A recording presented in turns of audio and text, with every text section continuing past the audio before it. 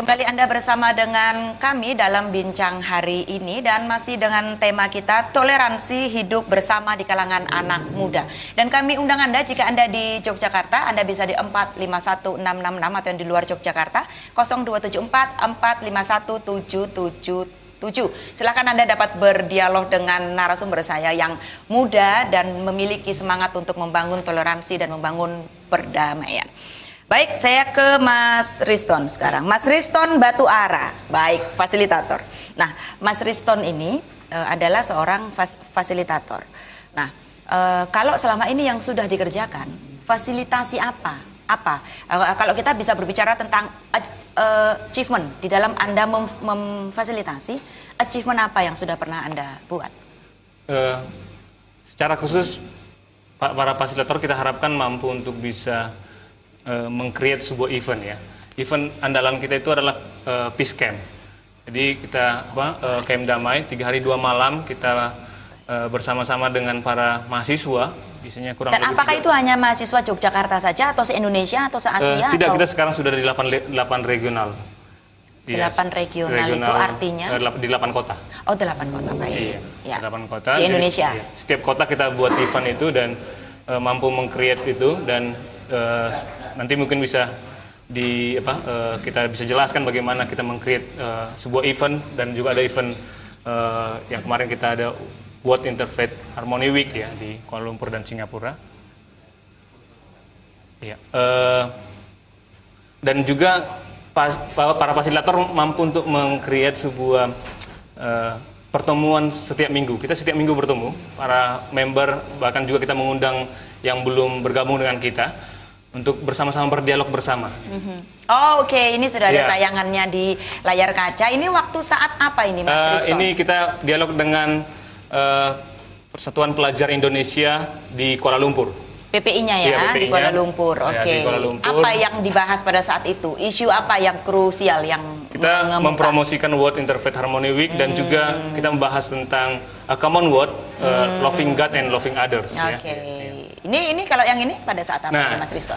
Ini dalam kelompok yang kecil di acara yang sama sedang scriptual reasoning. Ya, scriptual reasoning. Oke. Jadi kita membaca teks dari Holy Bible ya, dari Holy Quran, dari kitab-kitab suci, dan kita mencari nilai-nilai perdamaian di dalam dalam beberapa teks-teks yang kita baca. Jadi jangan cari perbedaannya, tapi cari kesamaannya. Ya, dari nilai-nilai perdamaian. Kurang lebih ya. Dari nilai perdamaian kita akan temukan. Ya. Lalu, oke, baik. Jadi sudah ditayangkan tadi ada beberapa contoh dari kegiatannya ya. Selain Anda juga tadi berkunjung ke Persatuan Pelajar Indonesia di Kuala Lumpur, juga ada beberapa sesi yang tadi sudah Anda lakukan di kegiatan itu. Ya. Baik, saya sekarang mau ke Mas Faris. Mas Faris, Anda mahasiswa semester? Saya semester 6. Oh, semester 6, iya. Baik. Lalu apa yang Anda rasakan ketika Anda sudah bergabung di komunitas ini? Mungkin Anda bisa membuat komparasi sebelum bergabung bagaimana dan setelah bergabung setahun ini jadinya bagaimana? Ya, jadi pada mulanya pada saat mau bergabung itu kan masih penasaran. Penasaran karena karena dari nama organisasinya aja Young Interfaith Peacemaker Community. Ada kata interfaith. Di situ ada kita bertemu langsung dengan orang yang berbeda agama, kemudian berdiskusi dengan agama. Dan kita sering melihat di media-media, kalau ada interfaith, nanti jadi debat seperti itu. Apakah itu bentuk seperti kayak gitu di komunitas ini? Ternyata setelah saya mengikuti, ada perbedaan, yaitu di sini kita mencari persamaan. Tapi tetap perbedaan itu kita sampaikan, persamaan itu kita sampaikan. Tapi fokus kita adalah di persamaan. Dan kita di sini juga tidak... kita berusaha untuk tetap apa ajaran dalam Islam itu gimana, seperti apa adanya, Kristen itu seperti apa adanya. Jadi tidak berusaha untuk menyamakan satu sama lain, seperti itu. Baik, jadi kalau kita berbicara tentang faith itu memang sesuatu yang personal yang kita punya kan begitu. Mungkin intinya adalah bukan bagaimana kita mencari persamaan dari perbedaan, tetapi mengerti perbedaan yang ada. Kan begitu ya. Ya, jadi bahwa memang sesuatu yang berbeda itu bukan sesuatu yang menakutkan gitu kan. Saya ke Mas Andreas. Mas, Kalau kita berbicara bahwa di bangsa Indonesia ini sebetulnya kata toleransi itu kan didengungkan. Kalau kita mungkin produk zaman-zaman itu ya, SD tahun 80-an itu kan pasti sudah masuk ke kurikulum bahwa toleransi itu memang salah satu kekuatan yang dimiliki oleh bangsa Indonesia, dan toleransi itu adalah diturunkan dari nilai-nilai Pancasila. Nah, kalau asas di gerakan Anda ini itu diadopsinya dari mana? Jadi kami sebetulnya karena berbasis kepada kelompok yang berbeda-beda agama, interfaith tadi, jadi kita menggali nilai-nilai katakanlah toleransi. Sebetulnya kami lebih daripada toleransi sebetulnya, tidak hanya sekedar toleransi, tetapi kami ingin melihat di dalam kitab suci masing-masing bahwa benar-benar kitab suci mengajarkan untuk bisa menerima perbedaan dengan kelompok yang berbeda keyakinan. Dan bahkan lebih dari itu adalah saling mengasihi. Cinta kasih menjadi inti dari pengajaran. Terutama dalam hal ini yang kami sering bicarakan atau diskusikan adalah di dalam Islam dan Kristiani. Itu yang menjadi apa yang disebut dengan Commonwealth tadi, yang kami juga pergi ke Kuala Lumpur dan Singapura di dalam rangka itu. Ya, dan memang kalau kita berbicara tentang bangsa ini kan bangsa yang sangat besar dan beraneka ragam sekali, kan begitu. Nah, menurut Anda sampai sejauh ini bagaimanakah masyarakat ini mampu mengelola perbedaan yang ada? Karena Anda berkecimpung di dunia ini pasti kan bisa melihat beberapa parameter gitu. Menurut Anda sejauh mana? Kalau poin 1 sampai 10 ada di skala mana? Sulit sekali mengukurnya karena mungkin berbeda daerah, berbeda dari beberapa kasus? Mungkin secara umum mungkin masih di angka 5 mungkin kalau kami masih lihat. Di angka 5. Ya. Baik. Karena persoalannya harusnya jalur dialog itu harus ditempuh, tetapi sampai hari ini mungkin sangat minim sekali terjadi dialog. Nah, inilah yang gerakan Anda lakukan, membangun dialog itu. Iya. Oke, apakah pernah ada resistensi dari salah satu pihak? Secara umum 90% ketika kami mencoba untuk berdialog, mereka sangat mau berdialog. Tapi ada juga kelompok kecil yang mungkin masih curiga atau resisten terhadap hal itu. Baik, saya ke Mas Riston sekarang. Sebelum saya ke Mas Riston, kembali kami undang jika Anda ingin berpartisipasi, Anda yang di Jogja bisa di 451666 atau yang di luar Yogyakarta, silahkan Anda bisa di 0274 451777. Baik, saya ke Mas Riston. Mas Riston, saya pengen tahu bagaimana sih Anda sebagai seorang fasilitator itu berkomunikasi kepada pihak-pihak yang berbeda ini, terutama untuk anggota baru, mungkin yang lebih baru dari Mas Faris, mungkin apa yang Anda bicarakan kepada mereka?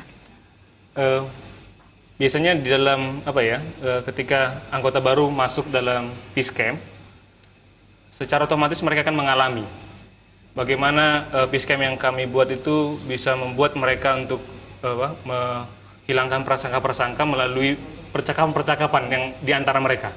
Seringkali bukan kita fasilitator yang mengajari.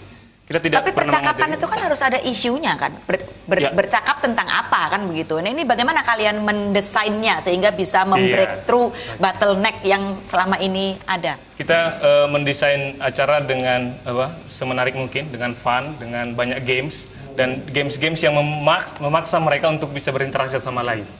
Jadi ketika paling nggak kenal dulu. Iya betul. Gitu. Jadi mereka berkenalan. Kami punya banyak pengalaman orang-orang yang bahkan belum pernah tidur satu ruangan dengan orang yang berbeda agama, dengan orang yang berbeda suku, dan mengalami hal yang sama. Orang Kristen mungkin tidak pernah melihat temannya sholat, dan demikian sebaliknya. Dan hal-hal seperti itu membuat mereka untuk terpancing untuk bertanya satu sama lain, dan terjadilah dialog yang sangat natural, bukan dialog yang kita buat. Saat ini kan sangat banyak dialog yang disebut dialog yang di forum-forum. Ada temanya gitu ya, dialognya itu bertema gitu.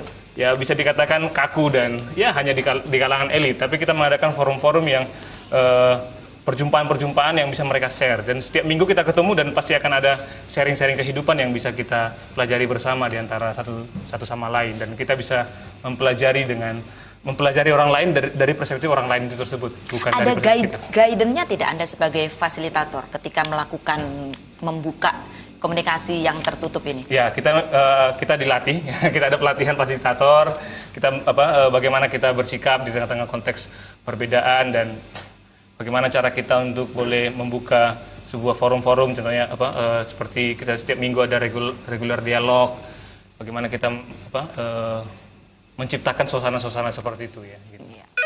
Baik, sudah ada penelpon. Saya belum sempat ke Mas Faris, sudah ada penelpon, kita angkat dulu. Halo, selamat sore, bincang hari ini. Halo, selamat sore Jogja TV. Injih, dengan Bapak siapa, di mana Bapak? Dari Bapak Ginting di Sleman. Bapak Ginting di Sleman, monggo Bapak. Ya. Nah, saya dengan anak-anak muda yang seperti ini, saya sungguh simpati gitu.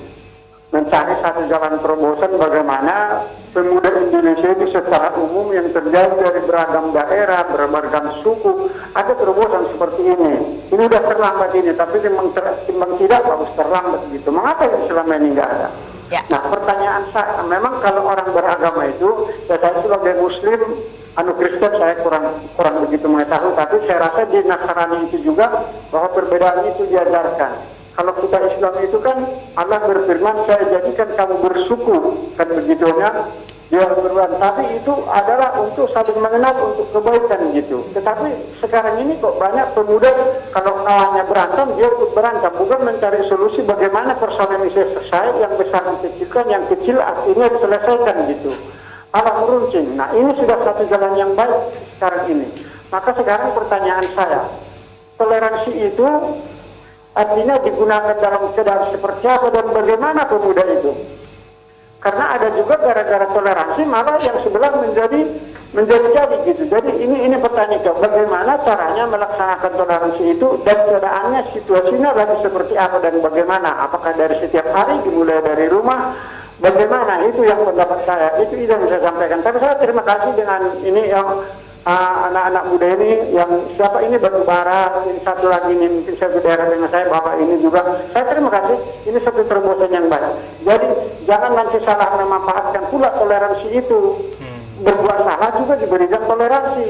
Nah, kalau dia berbuat salah atau menghina, diajak berembuk, cari jalan keluarnya gitu. Jangan karena bertoleransi akhirnya menjadi aksi, jadi brutal gitu ya. Baik. Kalau boleh toleransi itu pas pada tempatnya, persoalan persoalan besar diperkecil, persoalan kecil dihapuskan. Kita dari beragam suku, dari 18.000 pulau. Itu saya sampaikan. Terima kasih. Terima kasih Pak Ginting di Sleman. Semangat sekali Pak Ginting. Ya baik, saya nanti akan membahas apa yang sudah dikatakan oleh Pak Ginting ini mungkin butuh agak panjang, tetapi sedikit saja Mas Andreas. Kalau kita berbicara tentang gerakan, itu kalau semacam kita sekolah atau apa, itu kan ada namanya kayak kurikulum gitu kan, guidance kan. Nah kalau di gerakan ini apakah ada? Siapa yang membuat? Kurikulum dasar tadi yang kita mempelajari 12 nilai perdamaian. Berasal dari mana itu 12 nilai itu? Datangnya dari mana? Itu sudah dipakai oleh yang disebut dengan Peace Generation. Itu berpusat di Bandung. Jadi kami bermitra dengan Peace Generation untuk memakai modul mereka 12 nilai perdamaian. Itu kurikulum yang paling dasar. Dan yang kedua kurikulumnya tadi yang Common Word tadi. Common Word itu sangat penting sekali untuk dipelajari supaya kita yakin bahwa memang ajaran agama kita intinya adalah saling mengasihi. Baik. Ya, baik. Jadi berbicara tentang kesamaan dari hal yang berbeda, bagaimana nanti secara teknis bisa dilakukan, dan kita akan berkomentar dari pertanyaannya Pak Ginting nanti bagaimana sebuah nilai toleransi ini lalu tidak membatasi ketika seseorang melakukan tindak pidana, menghina atau apapun karena kita bertoleransi lalu kita tidak melakukan tidak melakukan sesuatu dengan itu. Bagaimana nanti gerakan ini bisa membuat batasannya? Pastikan Anda masih bersama dengan kami akan kembali sesaat lagi.